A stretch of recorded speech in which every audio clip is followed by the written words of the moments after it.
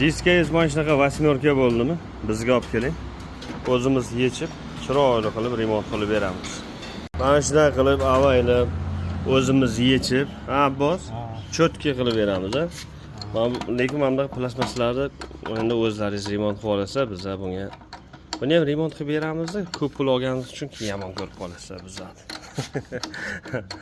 Xo'p, hozir yechib, tormoz barabanlarini yechib, shart emas ekan bunga qara, yechish.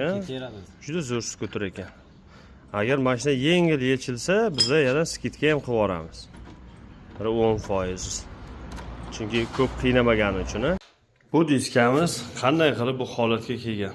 Ukamiz yo'lda ketayotib, g'alpatdan mashina to'g'ri kelib, mashina balonidan ana bu vilka joyidan urgan payt diskamiz xuddi mana shunaqa bo'lib qiyshagan. Endi buni hozir biz xudo xolasa harakat qilib, chiroyli qilib tekislab beramiz. Diskamizni golni qilib yechib oldik, mana dardi.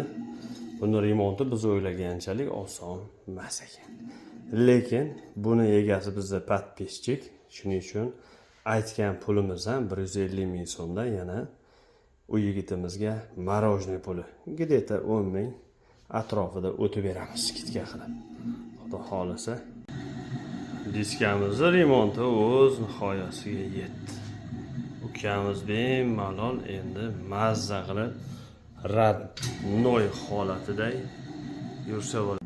Skuterimizni diskasining remonti o'z nihoyasiga yetdi. Aziz do'stlar, kimga shunaqa remont kerak bo'lsa, bemalol murojaat qilaverasizlar. Aziz do'stlar, shunaqa videolarni ko'p qo'yishimga sabab bo'luvchi like, kommentariy, repost qilishni unutmaysizlar. Podpiska bo'lish ham esdan chiqmasin. Hozir buni skuterga o'rnatib yana ko'rsatamiz. Yana o'zimiz qotirib, cho'tki qilib beramiz hammasini joy-joyiga. To'g'rimi, Abbos? To'g'ri. Xo'p, qotdimi? Shuni qotirgunki egasi yechaman degan payt bemalol yecha olsin-da. Kimga shunaqa xizmatlar kerak bo'lsa, bemalol kelaverasizlar. Abbos jiyanimiz